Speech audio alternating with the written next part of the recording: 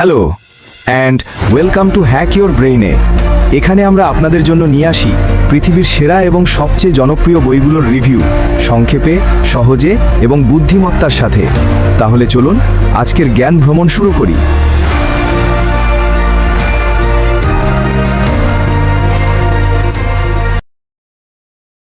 আপনি কি প্রায়শই এমন পরিস্থিতিতে পড়েন যখন আপনার মন না বলতে চায় কিন্তু মুখ থেকে হ্যাঁ বেরিয়ে আসে? আপনি কি অতিরিক্ত কাজের চাপে ক্লান্ত, কারণ আপনি কাউকে ফিরিয়ে দিতে পারেন না? যদি উত্তর হ্যাঁ হয়, তাহলে এই ভিডিওটি আপনার জন্যই। অনেক সময় আমরা শুধু অন্যকে খুশি করার জন্য বা খারাপ সম্পর্কের ভয়ে না বলতে পারি না, কিন্তু এই অতিরিক্ত হ্যাঁ বলার অভ্যাস আমাদের মানসিক স্বাস্থ্য, সময় এবং ব্যক্তিগত জীবনের উপর মারাত্মক প্রভাব ফেলে। আজ আমরা কথা বলবো 10টি এমন গুরুত্বপূর্ণ লেসন নিয়ে, যা আপনাকে সঠিকভাবে এবং আত্মবিশ্বাসের সাথে না বলতে সাহায্য করবে। এই কৌশলগুলো আপনাকে শেখাবে কিভাবে নিজের সীমানা নির্ধারণ করতে হয় এবং নিজের জীবনের নিয়ন্ত্রণ নিজের হাতে রাখতে হয়। লেসন 1, নিজের মূল্যবোধ এবং অধিকারগুলো বুঝুন। না বলার প্রথম এবং সবচেয়ে গুরুত্বপূর্ণ ধাপ হলো নিজের মূল্যবোধ এবং অধিকারগুলো বোঝা। ব্যাখ্যা: আপনার জন্য কি গুরুত্বপূর্ণ তা যদি আপনি না জানেন, তবে অন্যেরা আপনার সময় এবং শক্তি সহজেই ব্যবহার করবে। আপনার লক্ষ্য, আপনার কাজ এবং আপনার ব্যক্তিগত সময়, এই বিষয়গুলোকে অধিকারী দিন। যখন আপনার কাছে একটি অনুরোধ আসে, তখন ভাবুন এটি আপনার অধিকারের সাথে মেলে কিনা। উদাহরণ: যদি আপনার আজকের কাজ শেষ করার প্রয়োজন থাকে, তাহলে বন্ধুর সাথে অপ্রয়োজনীয় আড্ডায় সময় নষ্ট না করে আপনার কাজকে অধিকারী দিন। লেসন 2, নিজের সীমানা নির্ধারণ করুন। দ্বিতীয় লেসন হলো নিজের সীমানা নির্ধারণ করা। ব্যাখ্যা: স্পষ্ট সীমানা তৈরি করা আপনাকে মানসিক চাপ থেকে রক্ষা করে। আপনার সময়, শক্তি এবং মনোযোগের একটি সীমা আছে, যা সবাইকে বুঝতে দেওয়া উচিত।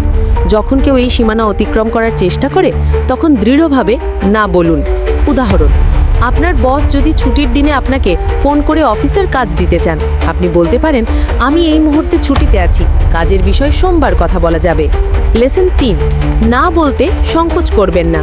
তৃতীয় লেসন হলো না বলতে সংকোচ না করা। ব্যাখ্যা: অনেকে মনে করেন না বললে অন্যেরা খারাপ ভাববে বা সম্পর্ক নষ্ট হবে, কিন্তু বাস্তবতা হলো আপনি যদি সবসময় হ্যাঁ বলেন, তবে মানুষ আপনার উপর আরও বেশি নির্ভরশীল হয়ে পড়বে এবং আপনার মূল্য কমিয়ে দেখবে। না বলা আপনার আত্মসম্মান বাড়াতে সাহায্য করে। উদাহরণ: আপনার কোনো সহকর্মী যদি তার কাজ শেষ করার জন্য আপনার সাহায্য চান, আপনি বিনয়ের সাথে বলতে পারেন, এই মুহূর্তে আমি নিজের কাজে ব্যস্ত, তাই সাহায্য করতে পারছি না। লেসন 4, না বলার জন্য ক্ষমা চাইবেন না। চতুর্থ লেসন হলো না বলার জন্য ক্ষমা না চাওয়া। ব্যাখ্যা: না বলা আপনার একটু অধিকার, এর জন্য দুঃখ প্রকাশ বা ক্ষমা চাওয়ার কোনো প্রয়োজন নেই। যখন আপনি না বলেন এবং তারপর ক্ষমা চান, তখন আপনার কথা দুর্বল হয়ে যায় এবং অন্যেরা আপনাকে প্রভাবিত করার সুযোগ পায়। উদাহরণ: দুঃখিত, আমি এটা করতে পারবো না। না বলে শুধু বলুন, ধন্যবাদ প্রস্তাবটির জন্য, কিন্তু আমি এটা করতে পারছি না। লিসন নাম্বার 5, সংক্ষিপ্ত এবং পরিষ্কার থাকুন। পঞ্চম লিসন হলো সংক্ষিপ্ত এবং পরিষ্কার থাকা। ব্যাখ্যা: যখন আপনি না বলেন, তখন কোনো দীর্ঘ ব্যাখ্যা দেওয়ার প্রয়োজন নেই। অপ্রয়োজনীয় কথা বললে আপনার না বলার কারণ দুর্বল হয়ে যায়। আপনার উত্তরটি সংক্ষিপ্ত, সরাসরি এবং পরিষ্কার হওয়া উচিত। উদাহরণ: আমি পারবো না, কারণ বলার পরিবর্তে শুধু বলুন, আমার পক্ষে এই কাজটি করা সম্ভব নয়। লিসন নাম্বার 6, বিকল্প প্রস্তাব দিন। ষষ্ঠ লিসন হলো বিকল্প প্রস্তাব দেওয়া। ব্যাখ্যা: সব পরিস্থিতিতেই যে সরাসরি না বলতে হবে এমন নয়। কখনো কখনো আপনি না বলার পাশাপাশি একটি বিকল্প প্রস্তাব দিতে পারেন, যা আপনার সম্পর্ক ভালো রাখতে সাহায্য করবে। উদাহরণ: আপনার বন্ধু যদি আপনার থেকে একটি কাজ চায় যা আপনার করার মতো সময় নেই, আপনি বলতে পারেন, আমি এখন এটা করতে পারবো না, কিন্তু অমুক ব্যক্তি হয়তো তোমাকে সাহায্য করতে পারবে। লিসন নাম্বার 7, হ্যাঁ এবং নায়ের মাঝে ভারসাম্য আনুন। সপ্তম লিসন হলো হ্যাঁ এবং নায়ের মধ্যে ভারসাম্য আনা। ব্যাখ্যা: না বলা শেখা মানে এই নয় যে আপনি সব কিছুতেই না বলবেন। আপনার লক্ষ্য হলো ভারসাম্য বজায় রাখা। যখন আপনি সত্যিই কোনো কাজ করতে চান বা এটি আপনার প্রায়োরিটির সাথে মেলে, তখন অবশ্যই হ্যাঁ বলুন। উদাহরণ: একজন সহকর্মী আপনাকে এমন একটি প্রজেক্টে সাহায্য করতে বলেছেন যা আপনার ক্যারিয়ারের জন্য গুরুত্বপূর্ণ, তখন হ্যাঁ বলা উচিত। লিসন নাম্বার 8, নিজের সময়কে সম্মান করুন। অষ্টম লিসেন হলো নিজের সময়কে সম্মান করা। ব্যাখ্যা: আপনার সময় একটি মূল্যবান সম্পদ। যখন আপনি হ্যাঁ বলেন তখন আপনি আপনার সময় অন্যের হাতে তুলে দেন। আপনার সময়কে সম্মান করুন এবং এটি শুধুমাত্র সেই সব কাজে ব্যয় করুন যা আপনার জন্য গুরুত্বপূর্ণ।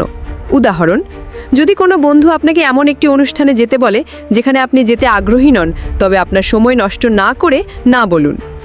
লিসেন নাম্বার 9, মানসিক চাপ থেকে দূরে থাকুন। নবম লিসেন হলো মানসিক চাপ থেকে দূরে থাকা।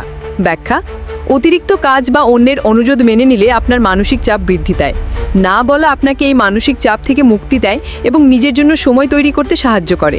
এটি আপনাকে আরও উৎপাদনশীল এবং সুখী করে তোলে। উদাহরণ: আপনি যখন অতিরিক্ত কাজ করার জন্য না বলেন, তখন আপনি নিজের জন্য সময় পান, যা আপনাকে মানসিক এবং শারীরিকভাবে সুস্থ থাকতে সাহায্য করে।